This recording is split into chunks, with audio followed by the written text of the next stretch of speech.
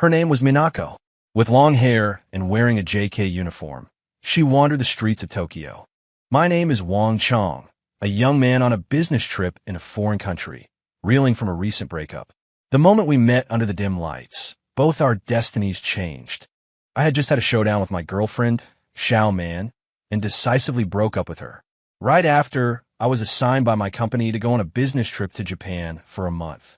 Actually, the company had assigned me trips several times before, but I was deeply in love with Xiao Man at the time, so I refused them all. But this time, my team leader told me that if I refused again, I might be optimized by the company and I should figure out myself. Xiao Man complained that I lacked ambition and didn't make enough money, all while getting uncomfortably close with a colleague of hers surnamed Chun. If I didn't break up with her after that, what was I waiting for? Damn it, when I wanted to work hard, she blamed me for spending too little time with her and wouldn't let me go on several business trips. I gave up opportunities for promotion, and now she was complaining that I earned too little and wasn't trying hard enough. In short, the love was gone. She had fallen for someone else, and in her eyes, I was the one with the problem. This time, I agreed to the team leader's request without a second thought. I didn't care if there was a promotion opportunity, I just thought of it as a trip to clear my head. A week later, I packed my bags, composed myself, and flew to Japan. If I had any lingering feelings before boarding, they all vanished the moment the plane took off. On the plane, instead of admiring the beautiful scenery outside the window, I slept. I hadn't slept well since the day I came back from Xiao Man's place. After 2 hours of sleep, the plane landed on time at Narita International Airport. It was already dark. My first impression upon leaving the airport was that it was different from what I had imagined. The airport was too small, but there were quite a few people. After all, it was the capital's airport, so the passenger traffic was there. As I exited, I saw a colleague from my company holding a sign, already waiting for me. He was a man in his 30s named Lin Hui, and he had been here for 8 years. The company had arranged temporary accommodation for me, a private residence very close to the office. On the way to my place, Lin Hui told me many strange and interesting anecdotes about Japan, like the adult entertainment shops and the Japanese video industry that men secretly watch. He spoke with great enthusiasm, and I listened intently, mainly out of curiosity. For this reason, Lin Hui even made a detour to drive me past the famous Kabukicho Ikibangai in Shinjuku. According to Lin Hui, this place was on par with Ginza, the most prosperous area in all of Tokyo. Even just passing by, what I saw left me dumbfounded. For certain reasons, I won't elaborate further. If you have the chance to go to Japan, you can see for yourself. Later, Lin Hui took me to see the Tokyo Tower, which was really just a radio tower. There are plenty of such buildings back in my country, and this one was not far from where I was staying. Lin Hui also took me to a nearby place for sukiyaki. The dish was mostly vegetarian and the taste was on the sweet side. I didn't like it much. However, I asked Lin Hui a question that had been on my mind for a long time. What's the deal with Kamamachi Shaojo? Lin Hui told me that Kamamachi Shaojo, God-waiting girls, were a unique feature of Japan. They are homeless girls who stand on the street, waiting for a man who can provide them with food and shelter. In their eyes, such a man is a kami god. They are girls waiting for a god's help, which is why they are called Kamamachi Shaojo. I asked with a smile, so if you take them in, can you ask them to do anything? Lin Hui also smiled and said he knew what I meant, but that it was illegal. The help provided by the god is gratuitous. The god cannot force them to do anything. Of course, if they are willing, they might help clean the house or cook for you as a way of repaying the favor. Even those other things you're thinking about aren't impossible, but it has to be completely voluntary on their part. As long as the god doesn't kick them out, they will continue to stay. I couldn't help but ask, aren't they afraid of running into bad people? Of course they are, Lin Hui said, but what choice do they have? Kamamachi Shaojo are penniless. They have no other options. Often, after being mistreated by one god, they end up back on the streets, waiting for the next god to appear. And the number of Kamamachi Shaojo who go missing in Japan each year is countless. I sighed, then fell into deep thought, my mind racing. Seeing this, Lin Hui immediately warned me not to get any funny ideas. Most of these Kamamachi Shaojo are troubled girls who have run away from home, and many of them are minors. Even if you don't have any strange intentions, just taking them in is against the law. If you ever encounter one, it's best to stay far away. Don't stir up trouble in a foreign country. I nodded and said that I had only ever seen the mention online and was purely curious. But Lin Hui just smiled and said, "You'd better be just purely curious." After dinner, Lin Hui took me to buy some daily necessities, cooking oil, salt, soy sauce, vinegar, as well as some frozen food and snacks. Then he drove me to the place I was staying, a single-story, one-bedroom wooden machia. From the outside, the machia looked old and small, but it had a bathroom and a kitchen, though they were both quite cramped. The inside, however, was swept clean, with hardwood floors throughout. But it felt low and oppressive, a typical example of the delicate Sakura-style architecture. After helping me carry my luggage inside, Lin Hui helped me exchange some Sakura currency and then prepare to leave. Before he left, he reminded me to report to the company early tomorrow and told me where it was located. Actually, it wasn't far from the company. It was just a 10-minute or so walk. After Lin Hui left, I tidied up the house a bit and made the bed. Calling it a bed was a stretch. It was really just a floor mattress, slightly raised, the so-called tatami. But I didn't feel sleepy. After all, being alone in a foreign country, I was somewhat emotional. Since I couldn't sleep, I decided to go out for a walk. I figured I'd be living here for about a month, so it would be good to get familiar with the surroundings. But the nights in the Sakura country were different from back home, and this area was quite remote.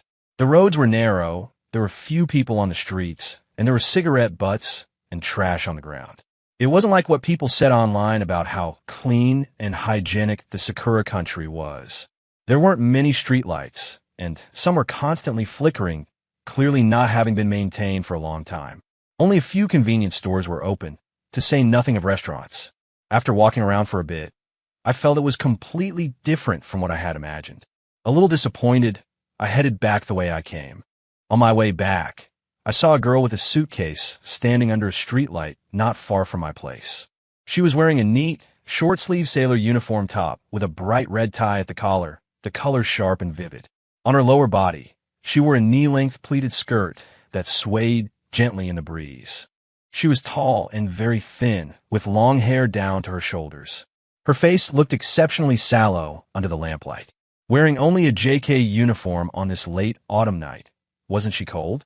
Her features were delicate, as if she had stepped right out of an anime. She was clearly wearing makeup.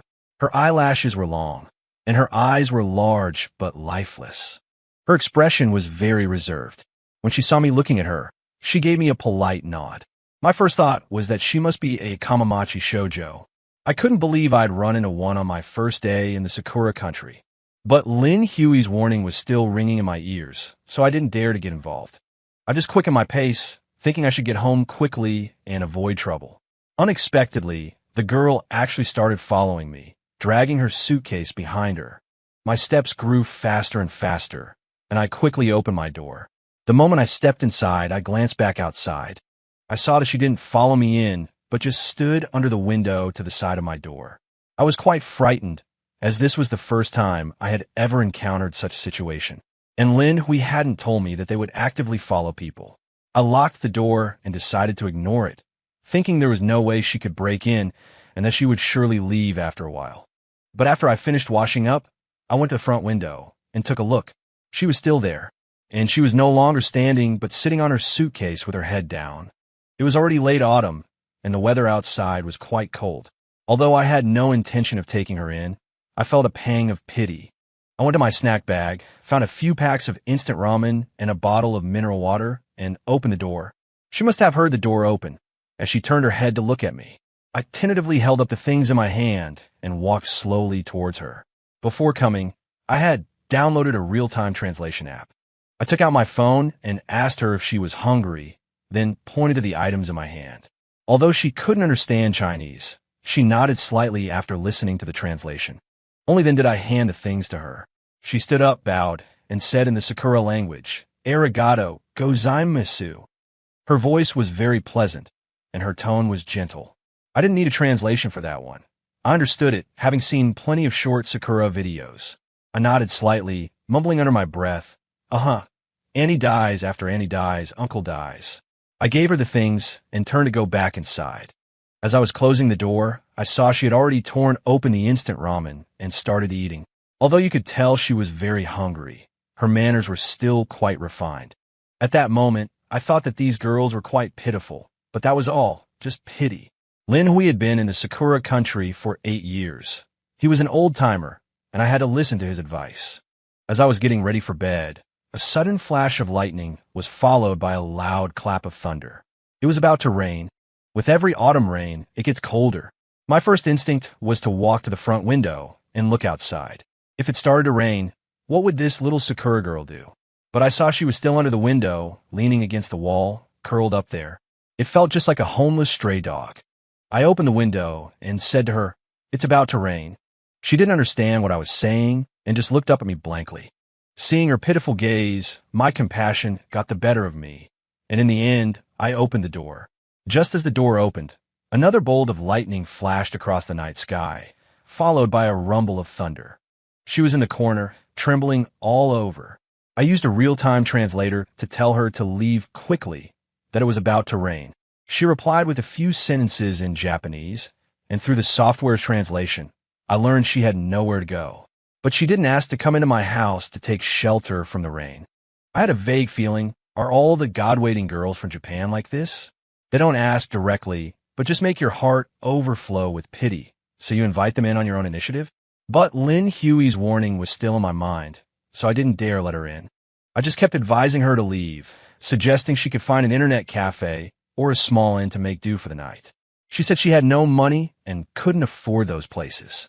Just as I was listening to the translation, the rain started to fall, and it wasn't a light shower either. I instinctively stepped back inside and glanced sideways from the doorway. She was still squatting on the ground. She held her hands over her head as if she could block the rain with them. I looked up at the sky again and figured the rain wouldn't be stopping anytime soon. In the end, I used my phone to tell her she could take shelter in my doorway and leave after the rain stopped. She stood up, bowed in thanks, and then pulled her suitcase over to the doorway. To be honest, seeing that she didn't refuse at all, I immediately regretted it. This doesn't count as taking her in, right? Did she misunderstand me? And even if she didn't misunderstand, what if the rain doesn't stop all night? But seeing her pitiful appearance, I couldn't bear it. And she did indeed keep her promise. She said she'd stay in the doorway, and she stayed right in the doorway. She sat on the wooden floor, continuing to curl up in the doorway, looking miserable. Seeing that she was soaked, I immediately went to the bathroom, found a dry bath towel, and handed it to her to dry herself off. She didn't stand on ceremony with me, taking the towel and starting to wipe herself down. The rain on her head, face, and neck was dried, but her clothes were still wet. And once her white sailor uniform got wet, it clung tightly to her body. You could even faintly make out what she was wearing underneath. For a moment, I felt a rush of heat, my mind filling with all sorts of scenarios. Just then, she let out a series of sneezes, her body still shivering. I thought, since I've already let her in the doorway, I might as well go all the way with this good deed. Using the real-time translator, I asked if she had a change of clothes in her suitcase and told her to take a hot shower and change. However, she looked at me with some hesitation and wariness. Her gaze made me feel a bit embarrassed. I quickly explained that I didn't mean anything by it. I was just afraid she would catch a cold and get sick. She stared at me for a long time before finally standing up, bowing in thanks, and then opening her suitcase. Only then did I notice that her suitcase was stuffed completely full of clothes and nothing else. And all the clothes looked especially childish, with lots of cartoon designs. Lin Hui's warning instantly came to my mind. In Japan, sheltering a minor is against the law. I immediately asked her, "If you don't mind me asking, what's your name? How old are you? Do you have an ID card?" She was stunned for a moment, then took out a card and handed it to me. I looked at it. It wasn't an ID card, but a driver's license. I later learned from Lin Hui that Japan doesn't have ID cards. They use documents like driver's licenses, residence cards, and health insurance cards for identification. I glanced at the driver's license. The name field read Minako Mitsui. After that was written Heisei 14, June 10th, and below there was an address and other things. The photo in the bottom right corner looked a bit like her, but she was wearing makeup now, so it was hard to be sure. The most crucial thing was that Japan doesn't use the Gregorian calendar for years, but some kind of era name. How the hell was I supposed to know what year Heisei 15 was? I quickly asked Minako, and she said it was 2004. Only then did I breathe a sigh of relief. That would make her 20, definitely an adult. I then returned the driver's license to her and told her to go take a shower. After Minako grabbed her change of clothes, she asked me where the bathroom was. Every time she spoke, she would bow, being exceptionally polite and humble. Soon, the sound of running water came from the bathroom. Meanwhile, I took out my phone, wanting to search for any small inns or the like nearby. But I wasn't very good at using Japanese apps, and I couldn't read Japanese either, so I could only guess. After fumbling with it for a long time without finding anything, I just gave up. In a short while, Minako had finished her shower and came out. The moment the bathroom door opened, the fresh scent of shower gel wafted out. She had changed out of her JK uniform and into a maid outfit. It was a well-tailored black dress, the hemline swaying gently with her steps. The bow tie at her neck was tied just right, and delicate lace traced intricate patterns on the white apron. For a fleeting moment, the sight of her evoked a sense of pity. I couldn't help but stare, thinking to myself, are all women from the Sakura country this an anime culture? Doesn't she have any normal clothes? My personal guess was that they probably use these kinds of outfits to attract men who might take them in. Minako bowed to me again in thanks, then put her changed wet clothes into a plastic bag and placed it in her suitcase. I glanced outside. Not only had the rain not stopped, but it was coming down even harder. I felt a wave of indecision. Should I let her go or not? Damn it. I have to get up early tomorrow to report to the branch office. I can't keep this up with her. But Minako still didn't proactively make any requests. After packing, she continued to sit by the door. I was already getting sleepy. After all, I had been on a plane for several hours and then dragged around half of Tokyo by Linhui. I was genuinely tired, but I felt too awkward to just kick Minako out. I was completely torn. I even cursed myself for looking for trouble and bringing this inconvenience upon myself. After a period of internal struggle, I used a translator to say to Minako, "Looks like this rain won't stop anytime soon. Why don't you just sleep on the floor for one night? But you have to leave tomorrow." Upon hearing this, Minako immediately stood up, bowed, and repeatedly said arigato. I hurried over and rummaged through the closet, but there was no second set of bedding. So I took out my own overcoat and gave it to her to use as a blanket. I felt I'd done all I could. I couldn't possibly give her my bed, right? In my head, I fantasized if we slept together. That could be considered. But then I remembered Lin Huey's warning and dared not let my thoughts wander. I just wanted it to be morning so she would leave. Minako didn't seem to mind. In any case, it was far better than being drenched in rain all night. She opened her suitcase, and at the very bottom, there was actually a blanket. She took it out, spread it on the wooden floor, then covered herself with my overcoat, lay down, and said to me, "Oyasumine-sai." I didn't understand what it meant, but I guessed it was probably good night, so I grunted in acknowledgement and closed my eyes to sleep. Strangely enough, though I had been very tired, now that I was in bed, I was wide awake. I tossed and turned, unable to fall asleep. I didn't know if it was because I wasn't used to the bed or something else. At that moment, I subconsciously glanced at Minako beside the bed and saw that she was fiddling with her phone, not asleep either. As if sensing my gaze, she immediately turned her head to look at me and quickly said something. I took out my phone to use the translator. Only after she repeated it did I understand that she was asking why I wasn't asleep yet. I said I probably wasn't used to the bed and couldn't sleep, then asked her what she was doing if she wasn't sleeping. Minako said she was telling her friend that she had a place to sleep tonight, so her friend wouldn't worry. Hearing this, I was suddenly alarmed, thinking Minako isn't going to ask her friend to come over too, is she? I was kind enough to take you in for one night, but I never planned on taking in just anyone. This isn't a shelter. Although I didn't say anything, Minako seemed to have read my mind. She told me that her friend had also found a place to sleep, and that place had promised she could stay there temporarily. Hearing this, I thought to myself, are you trying to hint at something? I didn't respond, changing the subject by asking her why she was homeless. Minako said her parents were divorced, and she lived with her father. But a year ago, her father became addicted to game machines and was hiding from debt collectors everywhere. She had no choice but to run away as well. I was confused. Playing game machines, What kind of debt would you need to hide from? It was only after Minako's explanation that I understood. The game machines she was talking about were things like slot machines, no different from gambling. I asked again, "You're already 20, an adult. Have you never thought about finding a job?" Minako shook her head, saying she had dropped out before graduating from middle school. With no education, she couldn't find a job. I sighed, not asking any more questions. After all, I didn't plan on getting to know her deeply. Why bother with so many details? When sleepiness finally came, I said goodnight again and closed my eyes to sleep. The next day, before my alarm went off, I was woken up by some noise in the room. My heart suddenly jumped. Damn it, Minako isn't robbing me, is she? The room was small. As soon as I sat up, I could see Minako, dressed in her maid outfit, frying eggs in the kitchen.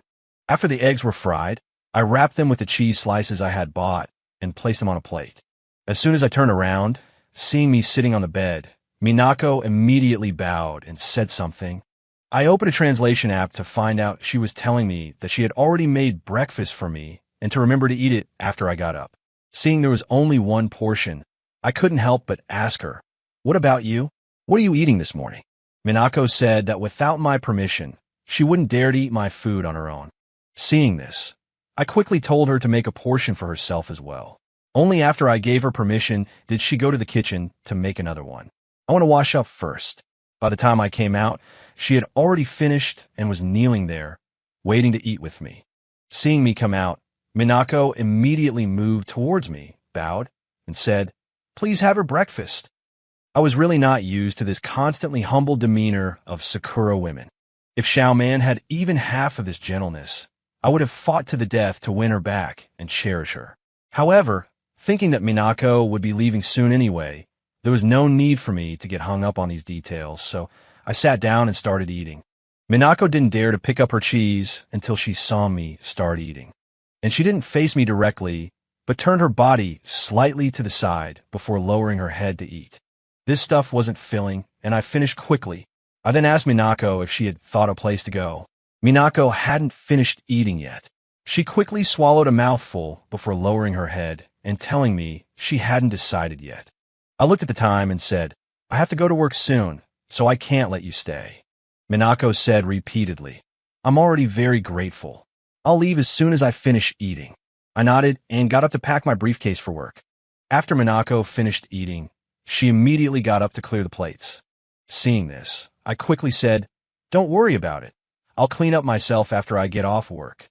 But Minako acted as if she hadn't heard me and insisted on helping me wash them and put them back in the cabinet. Only then did she walk to the door, bow to me in thanks once again. I was in a hurry to get to work, so I nodded and left immediately. After Minako came out, she bowed to me again with her suitcase in tow before turning to leave. Only then did I finally breathe a sigh of relief and headed to the company to report for duty. The company wasn't far from here, only a 10 or 20-minute walk. That was only because I wasn't familiar with the route. Otherwise, 10 minutes would have been enough. When I arrived at the company, Lin Hui saw me and immediately took me to HR to handle the onboarding procedures. The entire morning was spent on handover matters, and the rest of the time was spent getting familiar with the business here. Occasionally, Lin Hui would come over and tell me to ask him if there was anything I didn't understand. I didn't really have any questions about the business, but I really wanted to tell him about what happened last night. But I was afraid that if he heard, he would blame me for not listening to him. Since it was a close call that was already over, there was no need to bring it up. Half the day passed quickly. After work, I originally wanted to treat Lin Hui to a meal, but he said he was going to his mother-in-law's for lunch, an appointment made in advance. Only then did I find out that this guy had married a Sakura woman. He suggested I could find a ramen shop nearby to make do, but I still chose to go back and cook frozen dumplings myself. After all, when you're away from home, you save where you can. I wasn't here on vacation. I had been busy all morning. It was only on the way back that I thought of Minako, wondering if she had found a new place to go. But as I walked not far from my residence, I saw that familiar figure at the corner, still standing there. I instinctively stopped in my tracks. Damn, she couldn't have set her sights on me, could she? When Minako saw me coming back, she politely bowed her head to me again, but remained standing there. I hesitated for a moment, but still walked over ignoring her, and went straight back into the house. One can be kind, and one can do good deeds, but one cannot always be kind and do good deeds. After entering the house, I went to the fridge to get the frozen dumplings, preparing to cook them. Just as I put water on the electric stove, the phone rang. It was a call from my friend, Li Fei, back home. He didn't know that Xiao Man and I had broken up, and said he saw her on the street acting intimately with a man. I gave a bitter smile and said that Xiao Man and I had already broken up. Only then did Li Fei realize and said no wonder. Then he chuckled and asked if I had met a God-waiting girl. It was only then that I remembered I wouldn't have known about God-waiting girls if this guy hadn't told me about them before. And hearing him say this, I subconsciously glanced out the window. Minako was actually still standing there. I cleared my throat and told Li Fei I was busy and would call him back when I had time. Li Fei was still going on, saying that if I didn't bring glory to the country, I wouldn't have the face to come back and see the folks back home. I couldn't be bothered with him and hung up the phone directly. I walked to the window and glanced at Minako. I wondered, had she been standing there since this morning? Then she definitely hadn't eaten lunch, right? Looking at Minako's pitiful appearance, and with Li Fei's words in my mind, an evil thought actually crossed my mind. But I also quickly sobered up. Fantasizing was one thing, but reality was another. This wasn't like being back home. If something happened, there would be nowhere to even plead my case. However, thinking about how well-behaved Minako was last night and how she made breakfast for me this morning, an idea suddenly struck me. I pushed open the window. Hearing the sound, Minako immediately turned her head, looking at me with a mixture of surprise and expectation. I took out my phone, opened a translation app, and said to her, "I can take you in." As soon as Minako heard this, she was about to bow. I quickly said, "Don't be in such a hurry. I haven't finished speaking." Minako still bowed and said, "Please go on." I said, "I'm only here in Japan on a business trip for about a month. So I can only take you in for a month at most. And this isn't an act of charity. During this time, you have to help me cook, do laundry, and do housework. If you can't do it, or if I notice anything unusual, I can ask you to leave at any time. Is that okay?" After listening to the translation, Minako immediately smiled, bowed, and said, "Yes, as long as you provide me with food and lodging, I can do it." Seeing her agree so quickly, I hesitated for a moment, but I still went over and opened the door. "Help me cook the dumplings first." Minako immediately dragged her suitcase into the house, put it down, and started to get busy in the kitchen. Watching her, I couldn't help but secretly praise myself for my clever plan. This way, I had found a live-in helper for free, with food and lodging included. At this moment, I had long forgotten what Lin Hui had said. Unexpectedly, Minako looked at the pot of water I was boiling and seemed at a loss. Seeing this, I couldn't help but ask in surprise, "You don't know how to boil dumplings?" Minako said, "Here, our dumplings are all pan-fried, not boiled in water." I frowned. Who eats pan-fried dumplings for lunch? I then told her how to boil them. Minako followed my instructions, putting the dumplings into the boiling water. After the water came to a boil again, she added some cold water. After repeating this process 3 times, all the dumplings floated to the surface, fully cooked. After Minako had served all the dumplings, I went to pour some vinegar. Unfortunately, there was no domestic chili sauce. But luckily, I had bought leigami yesterday, which was just as good. But after taking one bite, I frowned. These Japanese dumplings were completely different from the ones back home. It wasn't just a matter of taste. The Japanese dumpling skins were thin, with little filling, and they lacked chewiness. They were really not good. Maybe I should have listened to Minako and pan-fried them. They might have tasted better. I saw that Minako hadn't picked up her chopsticks and was staring at me. I quickly motioned for her to eat. Only then did Minako hesitantly pick up her chopsticks and start eating. But as soon as she took a small bite, her eyes widened. Moishi. Although I didn't understand, I could tell from her expression that she must be saying it was delicious. I then recommended that she try dipping them in the sauce made of vinegar and leigami. Minako hesitated for a moment, but did as I said. After eating, she kept saying oishi. I couldn't help but feel a little sorry for Minako. She actually thought these terrible dumplings were delicious. She must have never had authentic dumplings before. If she ever tasted our dumplings, she would probably be saying oishi nonstop. What was a delicacy to Minako was a form of torture for me. I just ate a few to be polite. After all, whether it was good or bad, it was a meal. After eating, without me having to say anything, Minako automatically cleared the bowls and plates and went to the sink to wash them. Watching Minako busy, I suddenly thought of Xiao Man again. Every time Xiao Man finished eating, she would just leave everything and never clean up. Sometimes the sink would be piled high with bowls and chopsticks. Both were women who didn't work and stayed at home, yet Xiao Man was so ungrateful for her blessings. Thinking of Xiao Man, I thought of what Li Fei had said. Had she already gotten together with that colleague surnamed Chun? I gave a bitter smile at the thought.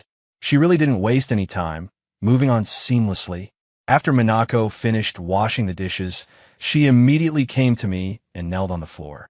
She looked into my eyes and asked, "Do you need a new nap?" Her gaze made me a little creeped out. What did she mean? Seeing that I didn't say anything, Minako quickly added, "Don't you have to go to work this afternoon? You can take a nap." My eyebrows twitched, and I looked at her in surprise. Was there something else on the agenda? Seeing that I still wasn't speaking, Minako said again, "If you want to take a nap, I can give you a massage." I looked at Minako, stunned, and thought to myself, a real massage or something else. Seeing that I was still silent, Minako thought I was unwilling. She then went to the side and dragged her suitcase over. She then knelt before me and asked, "May I put my clothes in the wardrobe?" I nodded. "Of course, you'll be living here for a month after all." Minako immediately nodded in thanks, then began to open her suitcase and organize her clothes right in front of me.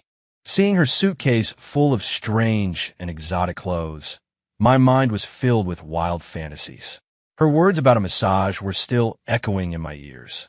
What did she really mean? Before heading to work in the afternoon, I decided to be cautious and deliberately placed a 10,000 yen bill in the bedside drawer. I thought to myself, I'll just leave this money here.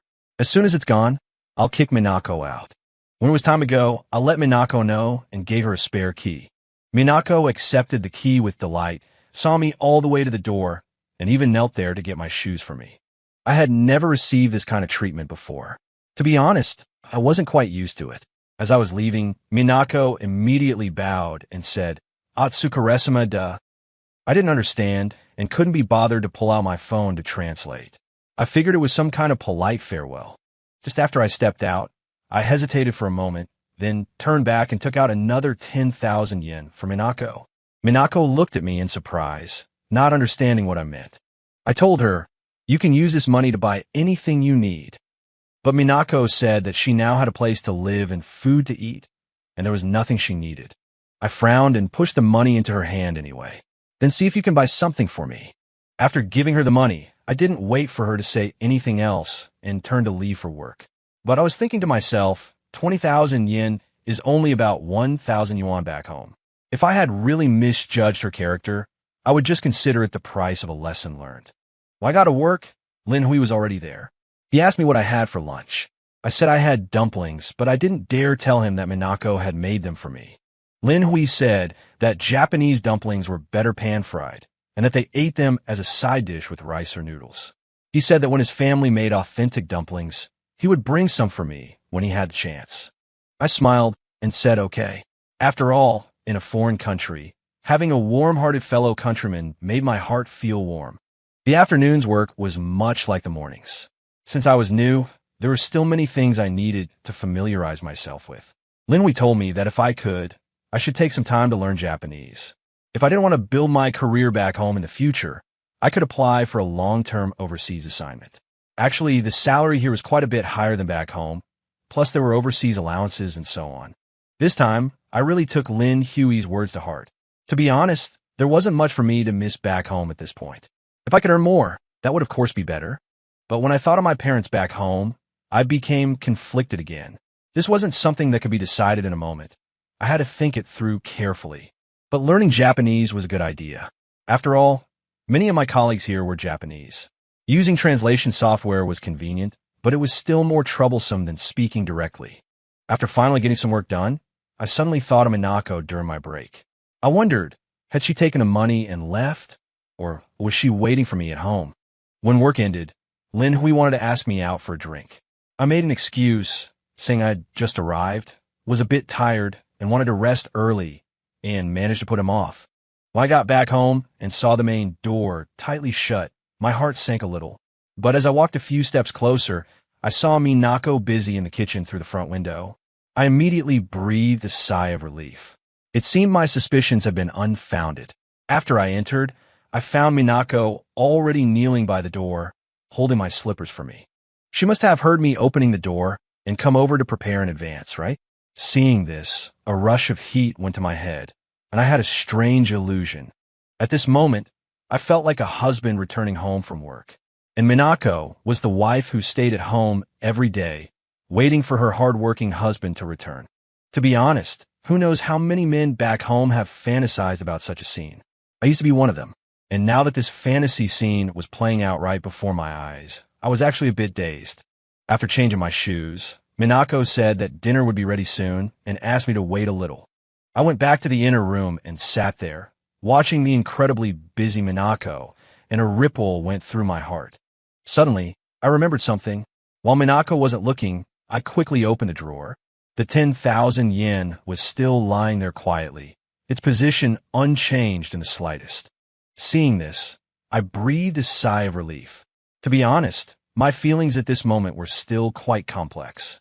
I hoped that Minako wasn't that kind of person, that she wouldn't let me down. But then I thought it would be best if Minako just took the money and left to completely shatter my own illusions. Just as I was thinking this, Minako had already brought a variety of dishes to the table. When I saw the table full of 5 or 6 dishes, none of which were made from ingredients in my own fridge, I couldn't help but be taken aback. Minako seemed to notice my doubt and quickly explained, "I used the money you gave me to buy groceries. There's still more in the fridge, but I didn't buy too many vegetables. They need to be bought fresh every day." Hearing Minako's explanation, I felt a wave of relief wash over me. The money in the drawer was untouched. Maybe she hadn't found it yet. The money I had given her, while not a lot, was equivalent to nearly 500. Minako hadn't run off with the money, nor had she spent it recklessly. It had all been used to buy groceries. Looking at the Japanese-style meal on the table, the meat and vegetable dishes complemented each other perfectly. There was fried pork cutlet, potato croquettes, stir-fried vegetables, and udon noodles. Seeing me just looking at the food on the table without picking up my chopsticks, Minako immediately said, "I'm sorry if it isn't very good. Please tell me what you think." I quickly picked up a piece to taste it. To be honest, it wasn't particularly good, but it wasn't bad either. Perhaps, for me, this kind of food was just very ordinary. Nevertheless, I acted as if it was delicious and praised her. "It's very good." Minako had been watching me nervously, waiting for my verdict. As soon as she heard me say that, she breathed a sigh of relief and a smile appeared on her face. I quickly urged her to eat as well, telling her not to just watch me, that we didn't need to be so formal here. Only then did Minako pick up her chopsticks and begin to eat with me. The side dishes were average, but the udon was quite good, so I finished it all. Minako was only halfway through her meal when she saw I was done and immediately asked, "Do you need a rest now? Shall I run a bath for you?" I quickly said, "No, don't worry about it. You finish eating. I still need to organize some files, so don't mind me." Minako nodded and said nothing more, concentrating on her own meal.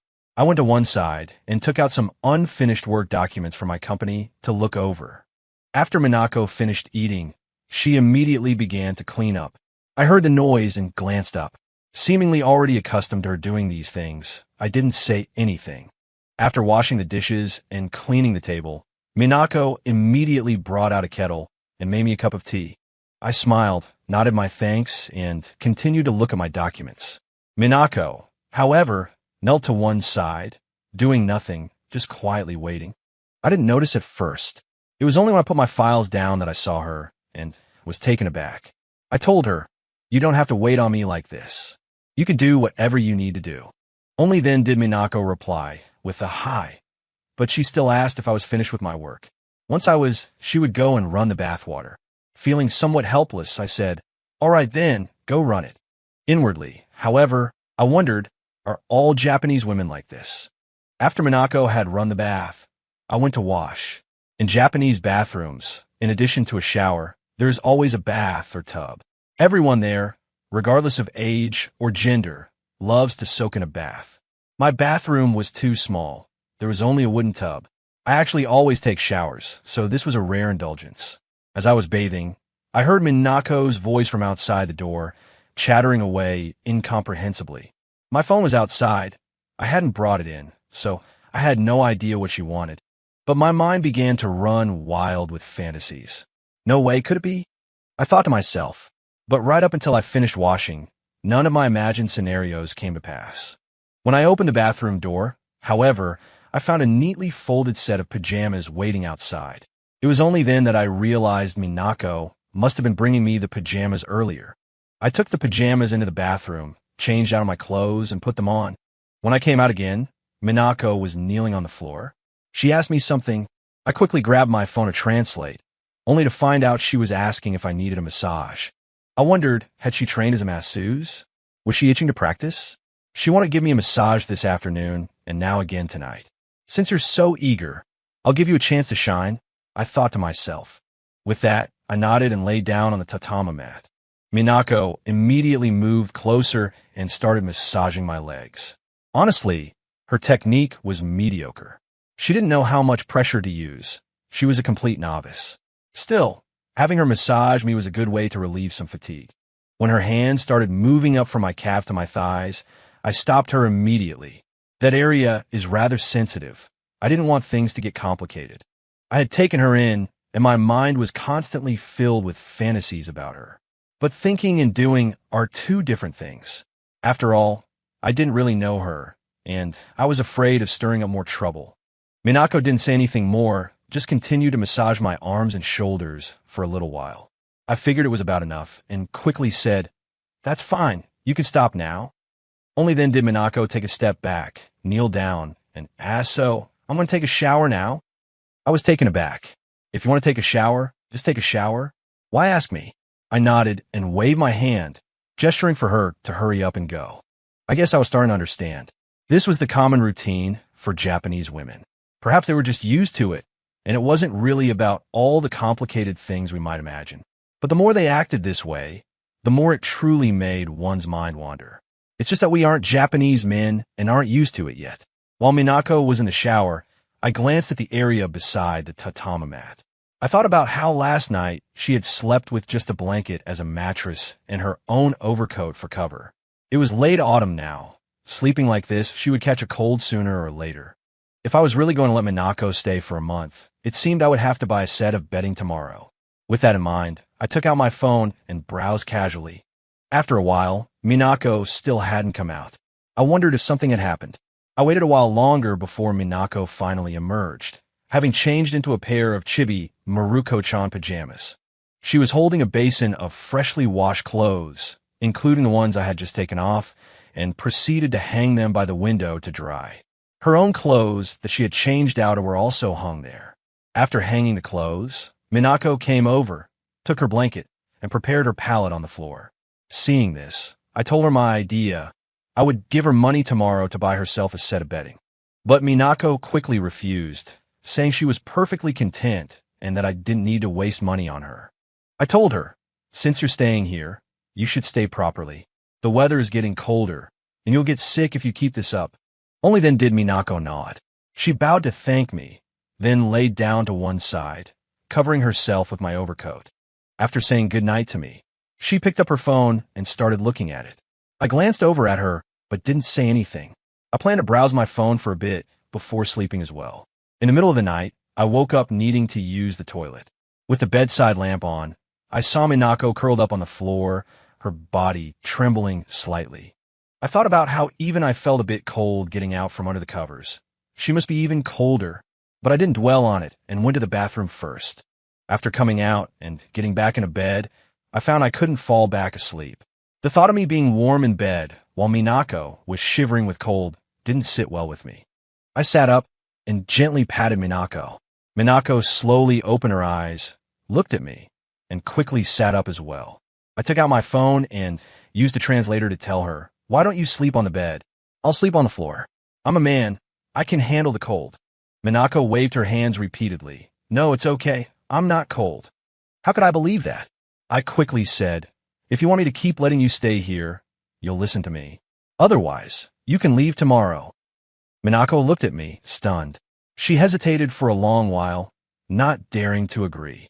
I didn't wait for her to agree. I just moved directly onto the floor pallet and told her to get on the bed. Reluctantly, Minako got into the bed but didn't lie down, instead just looking at me. I paid her no mind and simply turned off the bedside lamp to sleep. To be honest, the floor wasn't just cold, it was also uncomfortably hard. Although the tatami mat wasn't much more comfortable than a bed back home, at least it wasn't as hard as the wooden floor. Plus, even though the overcoat was large, it couldn't cover both my head and my feet. No wonder Minako was shivering from the cold. I was also angry at myself for being so careless. Since I had decided to let Minako stay, how could I not have thought of buying bedding? But even so, I felt I should be able to withstand the cold better than Minako. Besides, it wasn't winter yet. Enduring it for one night shouldn't be a big problem. Just as drowsiness was setting in and I was drifting off, I suddenly felt my body gradually getting warmer. I didn't think much of it and slept straight through until morning. When I woke up, I discovered that I was covered with the bedding from the bed. Turning over, I found Minako sleeping right beside me. I looked at her delicate face, and I could smell the faint, pleasant scent from her body. My heart skipped a beat. How did she end up sleeping next to me? But then I immediately understood. Last night, Minako must have been afraid I would be cold and brought the bedding down to sleep here herself. No wonder I suddenly stopped feeling cold in the middle of the night. The thought of Minako's kindness brought a warmth to my heart. Just then, however, Minako suddenly turned in her sleep. Feeling awkward, I immediately closed my eyes. Minako then sat up, glanced at me, and got out from under the covers. I then peeked through my barely open eyes and watched her go to the bathroom. The warmth of the bedding still held her scent, and my heart stirred. Besides Xiao Man, she was the first woman to have ever slept under the same covers with me. When Minako came out of the bathroom, she started to get busy with breakfast. Only then did I open my eyes, pretending to have just woken up. Minako, however, didn't mention a word about last night, as if it had never happened. After breakfast together, Minako, just like yesterday, walked me to the door. I remembered something and left her money to buy bedding. When I returned at noon, Minako was kneeling at the door again, having prepared a full table of dishes waiting for me. But when I asked her if she had bought the bedding, she said not yet. I told her not to forget in the afternoon, otherwise she would be cold again at night. Minako didn't say anything, just focused on eating. When I came back in the evening, Minako still hadn't bought the bedding. I couldn't help but be stunned for a moment and asked her why not. Only then did Minako say, "You'll be leaving soon. There's no need to waste money. Anyway, you can't take it with you when you leave." I thought to myself that the logic was sound, but what about tonight? Minako's face turned slightly red and she said, "Last night was fine." Hearing this, my heart stirred, not understanding what Minako meant. Was she hinting at something? Before going to bed, while I was washing up, Minako had already laid out the bedding. After I finished washing up, she had me lie down and gave me a massage. Her technique today was much better than yesterday. I don't know if she secretly learned something. But thinking about sleeping at night, my whole body felt a little hot. I am no Lu Xiaohui, nor am I any kind of gentleman. Last night, being in the same bed, I only found out about it afterwards. Now that I knew in advance, I couldn't guarantee what I would do. I told Minako all of this exactly as it was. But Minako looked into my eyes and said, "I don't think you are that kind of person." With that one sentence, she extinguished all the wicked fire in my heart. She already trusts you so much. If you still have any wicked thoughts, wouldn't that make you no different from a beast? When it was time to sleep, although Minako and I were in the same bed, there was still a little distance between us, and she also slept with her back to me. I couldn't fall asleep, tossing and turning, thinking that acting on my desires would indeed make me a beast. But sleeping in the same bed and having nothing happen, wouldn't that make me worse than a beast? So I got up and went to the bathroom, washed my face with cold water to extinguish my desire. When I got back into bed, Minako asked me, "Is it very uncomfortable for you like this? Should I go sleep on the floor?" I quickly said no, and then added, "I happen to be learning Japanese. Can you teach me?" I thought that enduring like this was not a solution. It would be better to find something to distract myself. Minako immediately nodded and said okay, turning over to look at me. I began to ask sentence by sentence, and Minako taught me sentence by sentence, also correcting my pronunciation. But how could I be genuinely trying to learn? I would remember it 1 second and forget it the next. Fortunately, I soon got sleepy, and the night passed just like that. The next few days were all the same. When I woke up in the morning, Minako had already made breakfast. When I came back at noon and in the evening, I was also greeted with hot meals. Someone would draw my bath, and after the bath, someone would give me a massage. I thought that even the life of a god would probably be no better than this. No wonder many Chinese men like Japanese girls. Who wouldn't like a Japanese girl like this? But the hardest part to endure was always at night. There were several times I almost couldn't hold on. Sometimes I would even wake up to find Minako holding me in her sleep. If I could still resist in a situation like this, I really wouldn't be a man. I felt that if this continued, something was bound to happen. So I had to talk with Minako. But Minako still said the same thing. I believe you are not that kind of person. This just left me speechless. I really want to tell her, you think too highly of me. I'm a normal man after all. But I still didn't quite dare. Although I hadn't completely followed Lin Huey's advice, I still remembered him telling me that unless the other person was willing, it would be illegal. What could I do? I could only endure it, lest I get caught up in a lawsuit before returning to the country. Soon, I had a day off, so I had Minako take me out to have some fun. It had been half a month since I came to Tokyo, and besides going to and from work every day, I hadn't really gone out and had fun. Minako took me to see the great Buddha of Kamakura and Mount Fuji, and also took me on the sea viewing train. It was also the first time I held hands with Minako, just like a boyfriend and girlfriend, playing without any inhibitions. And Minako put me first in everything. At that moment, I really felt like I was her god. This feeling was very special. It was something I had never experienced with Xiaoman. Minako told me that one day was too short, otherwise there were many more places we could have gone to play. She even asked when I would be coming back, offering to be my guide and show me all over Japan. Her question caught me off guard, and it was only then that I realized I would be returning to my country soon too. My cheerful mood instantly plummeted. Back home that evening, Minako could see I was feeling down. At bedtime, she hugged me from behind and said, "Let's just sleep like this tonight." For the first time, I didn't let my mind wander. The thought of leaving soon had killed my mood for anything else.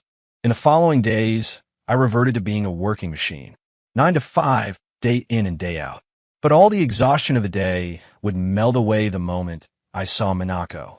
Maybe because Minako and I had grown much closer, she started talking more. At times, I get the dazed feeling that we were like a boyfriend and girlfriend living together. She often asked me about things back in my country, and every time I told her, she would exclaim in amazement, "If you ever get the chance, you have to come visit," I told her. "Don't believe the rumors you see online." Minako nodded earnestly and promised she would definitely go if she ever had the chance. In the days that followed, there was no difference between Minako and me and a couple sharing a life together. Moreover, I felt more and more that I might have fallen for this runaway girl. I was reluctant to leave home for work each morning and couldn't wait to rush back after my shift ended. Only when I was incredibly busy at work could I temporarily forget about her. But the moment things quieted down, my thoughts would uncontrollably drift back to her. And I had a nagging feeling that Minako felt the same way about me. After all, we were sleeping in the same bed. I figured that without at least some mutual affection, even the most open-minded girl wouldn't be willing to do that. Even though we'd never actually done anything. But neither Minako nor I had broken that final barrier. I was afraid that once I left, I'd never get the chance to return. I didn't know what she was thinking, but I sensed she must be feeling conflicted as well. That night at bedtime, Minako held me, just as she always did. But I couldn't sleep no matter what. Noticing this, Minako suddenly kissed me on the cheek. I thought it was a natural progression, that it was time for, I immediately went with the flow, holding her and kissing her for a long while. But when I tried to take things further, she stopped me. "It's not time yet." What the hell? I was already in the mood, and she was telling me it wasn't the time? I asked her when the time would be right, and she just said I would know when it came. Frustrated, I couldn't sleep well the rest of the night, getting up several times to splash my face with cold water. The month was over in a flash, and it was time for me to go home. Both Minako and I had been counting down the days. We knew this moment would arrive eventually. To be honest, after living with Minako for a month, I had grown attached. Once I left, who knew if I'd ever have the chance to come back? And even if I did, there was no telling when. When Lin Hui heard I was going back, he insisted on throwing a farewell party for me with our colleagues. I couldn't get out of it no matter how I tried, and they dragged me out to eat. I sent Minako a text to let her know what was happening. Minako just replied, telling me to enjoy myself. I didn't expect to be pulled into a karaoke session right after we finished eating. The whole time, my mind was elsewhere. All I could think about was Minako. Time was running out. Every minute wasted here was one less minute with Minako. But the thought of having to part with Minako tomorrow made me feel terrible. On top of that, with Lin Hui and the others constantly pushing drinks on me, I had a few too many. It wasn't until after 10 o'clock that Lin Hui finally put me in a cab to go home. I swayed unsteadily to the door, key in hand, fumbling to fit it into the keyhole. But just then, the door opened, and I saw Minako, dressed in traditional Japanese clothing, kneeling at the entrance. The sight left me spellbound. I stared for a long moment, thinking she was as beautiful as a cherry blossom tonight. After I stepped inside, Minako brought over a pair of slippers for me. I looked at her and asked, "Why are you still up?" Minako replied that she couldn't rest, worried, until I came home. Seeing me swaying as I walked, she quickly stood up and helped me toward the inner room. Once we reached the tatami mat and sat down, Minako took my hand. "Regardless of anything else," she said, "thank you for letting me stay with you this month. I'll remember this month forever. Tonight, the time has come." As she said this, a deep blush instantly rose to Minako's cheeks, and she lowered her gaze. I understood her meaning in an instant. I immediately pulled her into my arms and laid her down. When I opened my eyes the next morning, Minako was already up and had prepared breakfast. Today, she was wearing the same schoolgirl uniform she had on when I first met her. Seeing that I was awake, she quickly came over to get my clothes for me. I took the opportunity to hold her and kiss her for a while longer. Just then, out of the corner of my eye, I saw her already packed suitcase. I finally let her go, staring blankly at the suitcase, lost in thought. After I leave, is she going to start her wandering life again, waiting for the next god to appear? Seeing the dazed look in my eyes, Minako seemed to understand something. She kissed me on the cheek and then said, "I'm planning to go back and find my father." Hearing this, I was stunned for a moment. "Find your father?" Minako nodded. "Yes, I heard from a relative that my father is in Hokkaido. I'm going to Hokkaido to find him." I couldn't help but nod. To be honest, I really didn't want her to continue being a god-waiting girl. Firstly, I felt it wasn't a long-term solution. She needed to settle down eventually. Secondly, it was for my own selfish reasons. I didn't like the idea of her going to another god's home. Although I knew I might leave and never return, I still didn't want her to go on like this. After I washed up, Minako and I had our last breakfast together after a month. I usually ate very quickly, but this time I ate very slowly. Minako finished, but I was still eating. It wasn't just that I had no appetite. I also wanted to take the opportunity to spend a little more time with Minako.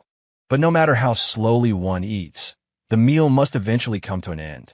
When I finished, Minako immediately got up to clear the dishes and wash them in the sink. Watching her back, my heart was filled with reluctance. I couldn't help but go up and hug her tightly from behind. Minako's body trembled at first, but she quickly continued washing the dishes without pausing. After she finished, she turned around and hugged me tightly as well. We just held each other like that, neither of us speaking, only feeling each other's breath by our ears. We could also feel each other's heartbeat. After a long while, the alarm on my phone rang. I knew it was time for me to truly part with Minako. I held Minako and gave her one last passionate kiss. Minako responded enthusiastically until we were both breathless and finally pulled apart. I immediately took out all the Japanese yen I had on me. Except for the taxi fare, I stuffed the rest into Minako's hand. Minako tried to refuse, but I stopped her. "You keep it. You'll need money for the trip to Hokkaido."